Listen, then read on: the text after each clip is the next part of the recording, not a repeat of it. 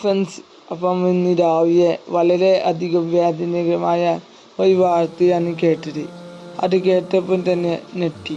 കാരണം എന്ന് പറഞ്ഞാൽ നമ്മുടെ നൗഫലിൻ്റെ ഉപ്പ മരണപ്പെട്ട വിവരമായിരുന്നു രാവിലെ തന്നെ അറിയുന്നത്. ജോലിക്ക് വേണ്ടി പോകാൻ വേണ്ടി വീട്ടിൽ നിന്ന് ഇറങ്ങുമ്പോൾ ജസ്റ്റ് ഒന്ന് വാട്സപ്പ് ഗ്രൂപ്പ് എടുത്തതായിരുന്നു. നമ്മുടെ നൗഫൽ അടക്കമുള്ള ഇൻഫ്ലുവൻസറുള്ള ഗ്രൂപ്പിൽ ഒന്ന് തുറന്നു നോക്കിയാണ് അതിൽ വന്നൊരു മെസ്സേജ് ആയിരുന്നു, നൗഫലിൻ്റെ ഉപ്പ മരണപ്പെട്ടു. ഇന്നലെ രാത്രി പുലർച്ചയ്ക്കായിരുന്നു മരണം സംഭവിച്ചതെന്നാണ് അതിൽ കാണുന്നത്. അപ്പോൾ തന്നെ വളരെയധികം വിഷമം തോന്നി.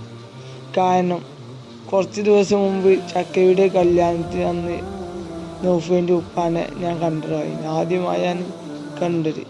അതിപ്പോൾ അവസാനത്തെ കാഴ്ചയാണ് അള്ളാഹു തന്നത്. ഏതായാലും പടച്ചോൻ ആ ഉപ്പാൻ്റെ ഖബർ ജീവിതം വിശാലമാക്കി കൊടുക്കട്ടെ. ഏതായാലും നല്ലൊരു സ്വഭാവമുള്ള വ്യക്തിയായിരുന്നു. അന്ന് കുറേ നേരം നൗഫലിൻ്റെ ഉപ്പാനോട് ഞാൻ കുറേ നേരം സംസാരിച്ചിരുന്നു. കാരണം സംസാരിച്ചതിലൊക്കെ നല്ലൊരു അഭിപ്രായമായി. കാരണം നമ്മൾ ഒരാളോട് സംസാരിക്കുമ്പോൾ നമുക്ക് തോന്നുന്നൊരു ഇതുണ്ടല്ലോ, അയാളെ കുറിച്ച് അയാൾ നല്ല ഉത്സാഹം നല്ല സ്വഭാവത്തോടെ സംസാരിച്ചു. പിന്നെ എന്നോട് എൻ്റെ നാടെവിടെ, എൻ്റെ വീടെവിടെ അതൊക്കെ ചോദിച്ചു.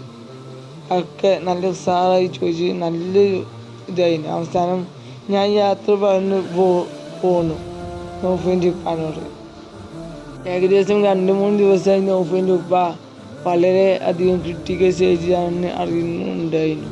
കാരണം വീഡിയോ എല്ലാം കാണുന്നുണ്ടായിരുന്നു, പ്രാർത്ഥനയിലെല്ലാം ഉൾപ്പെടുത്തിയിരുന്നു. പക്ഷേ ജീവിതത്തിലേക്ക് വരാൻ പറ്റാത്ത ക്രിട്ടിക്കൽ സ്റ്റേജിലേക്ക് കടന്നു എന്നായിരുന്നു കേട്ടറിവ്.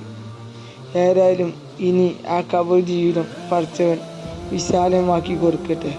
നൗഫലിനും നൗഫലിൻ്റെ പെങ്ങന്മാർക്കും അളിയന്മാർക്കും എല്ലാവർക്കും ക്ഷമ കൊടുക്കട്ടെ ആ കുടുംബത്തിന് വേണ്ടി. നൗഫലിൻ്റെ ഉപ്പനെ കുറിച്ച് പറഞ്ഞാൽ ഏകദേശം നൗഫലിൻ്റെ ഉപ്പ ഇപ്പോഴാണ് പൊതുവെ എല്ലാവരും വീഡിയോയിൽ പൊതുവെ കാണാൻ തുടങ്ങിയത്. ഏതായാലും അദ്ദേഹം ഒന്ന് ഉഷാറായി വരുന്നതേയുള്ളൂ. അപ്പോൾ തന്നെ മരണം അദ്ദേഹത്തെ ഈ ലോകത്തോടു കൂടി കൊണ്ടുപോയി.